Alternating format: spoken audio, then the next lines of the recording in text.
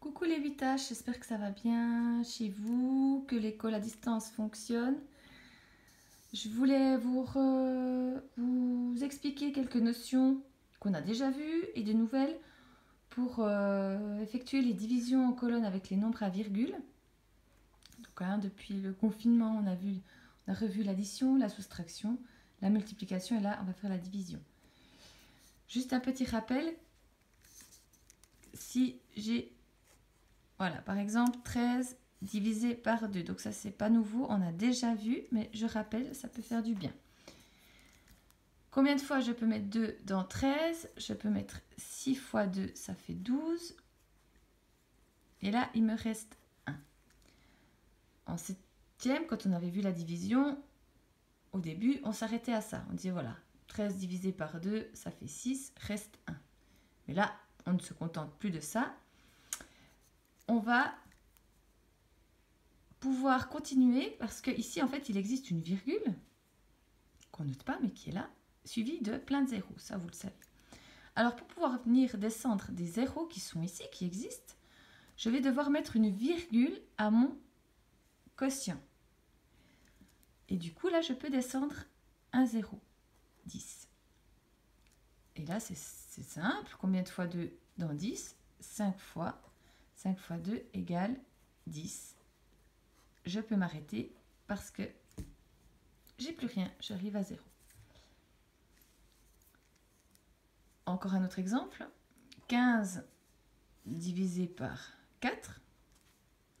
Combien de fois je peux mettre 4 dans 15? 3 fois. 3 fois 4, 12. Il me reste 3.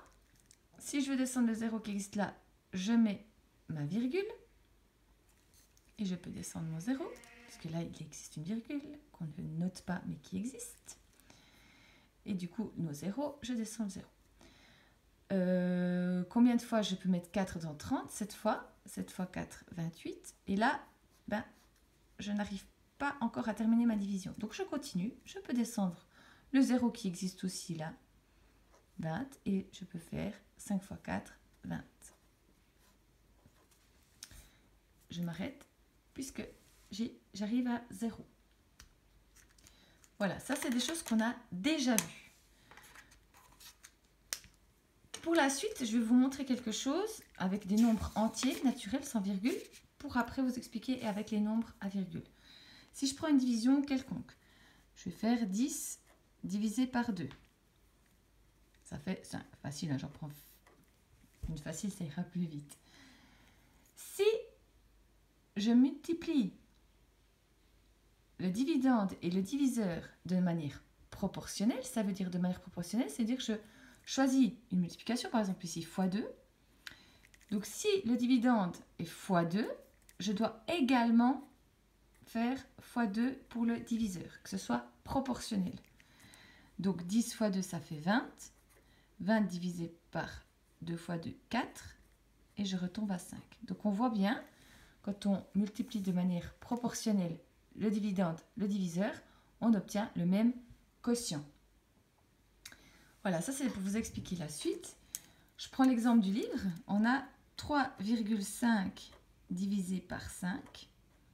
Et idéalement, pour simplifier la division, on va éviter d'avoir des virgules dans le calcul, dans l'opération. Donc pour éviter ça, ici, je peux faire x2. Ça fait 7. Et pour que ce soit proportionnel, je dois également multiplier mon diviseur par 2. Ça fait 10. Et là, on voit que c'est beaucoup plus simple. 7 divisé par 10, ça fait 0,7. Si on n'est pas à l'aise comme ça avec le calcul mental, rien n'empêche de faire la division en colonne. 7 divisé par 10. Combien je peux mettre de 10 dans 7? 0. Il me reste 7. Pour pouvoir descendre mon 0 là, j'oublie pas de mettre ma virgule. Je peux descendre mon 0.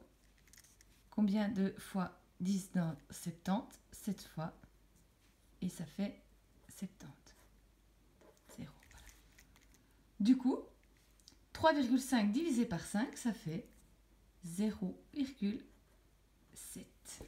Magnifique. Donc ça permet vraiment d'éliminer les virgules dans le calcul, pas dans la réponse, mais dans le calcul.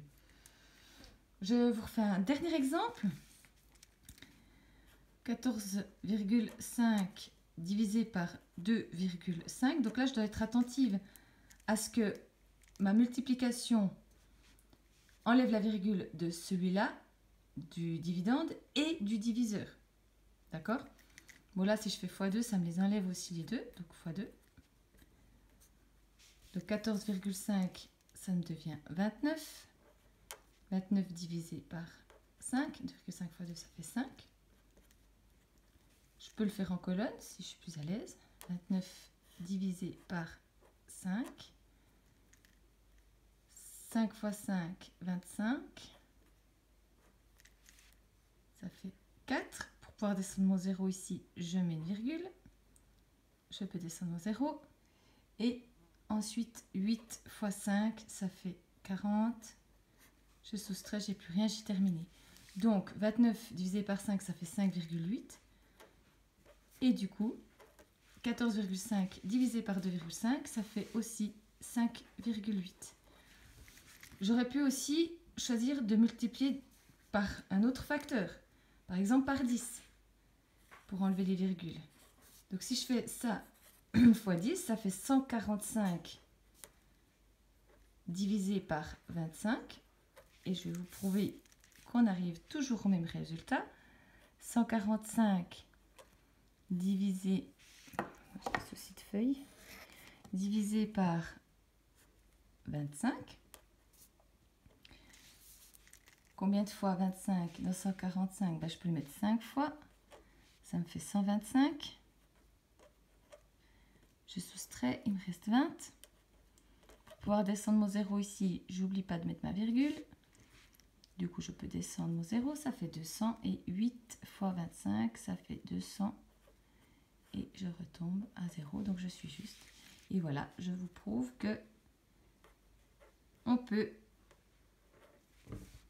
utiliser d'autres facteurs que 2. Ça peut être 5, ça peut être 3.